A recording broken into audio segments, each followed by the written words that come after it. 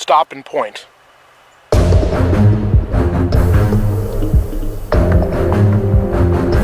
The greatest hat you've never had.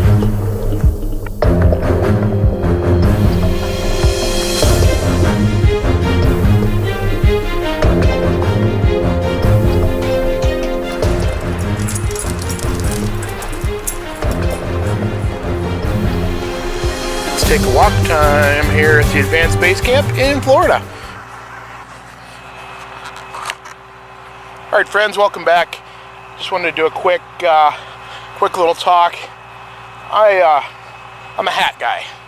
I have my BDH that I wear in most of my canoe videos, called my big dumb hat, big straw O'Neill hat, just to try to protect myself from the sun and get some shade. And the only thing I find is I can wear a ball cap and you get sunburned, and I can wear down here like a fishing mask or something like that, and it's still kind of hot, even though it does protect you from the sun a little bit. And I still wear my big straw O'Neill hat, that lifeguard hat, a lot, and I like it. It's a good hat, and served me pretty well.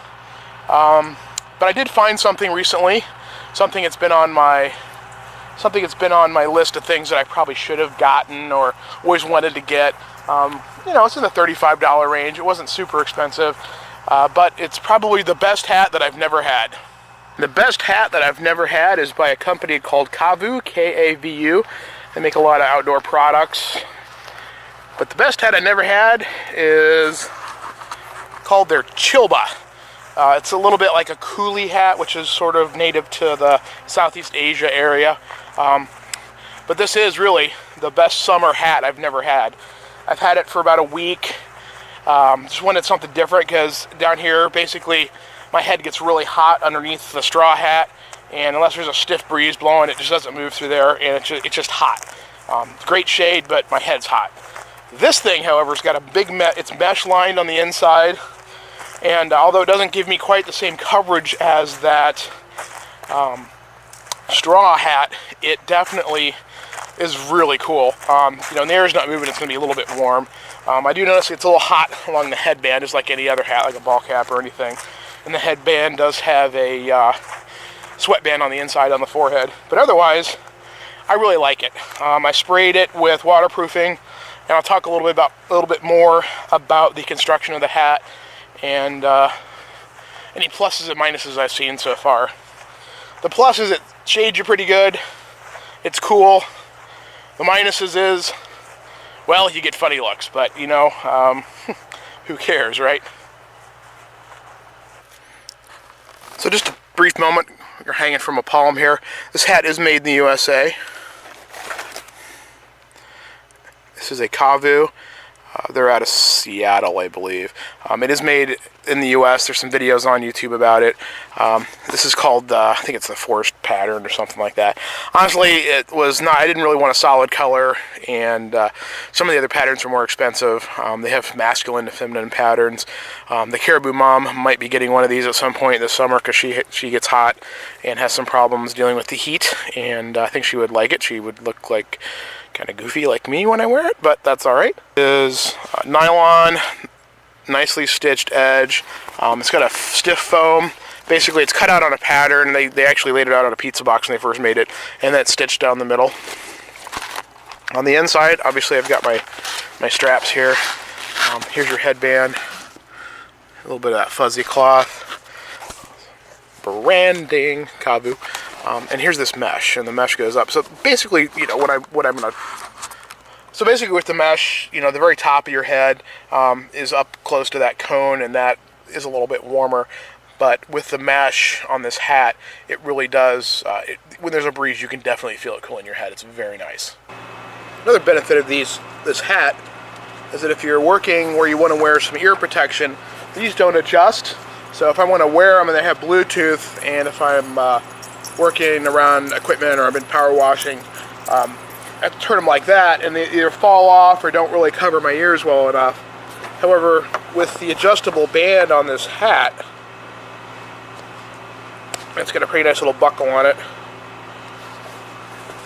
It isn't perfect, but it's not like my straw hat. I can actually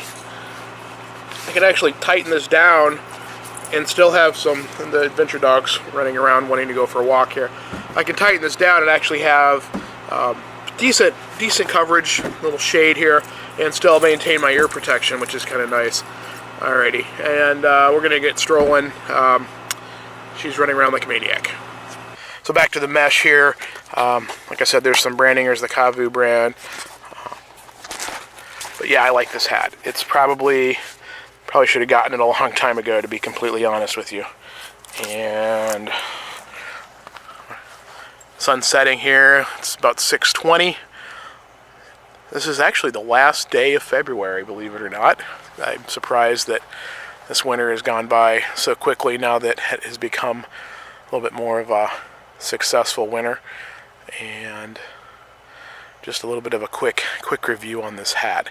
Like I said, give it the old-fashioned Mohican Valley 2 canoe paddles up. Interestingly enough, as I've educated myself more in the area, there's a lot of canoeing and a lot of canoe camping.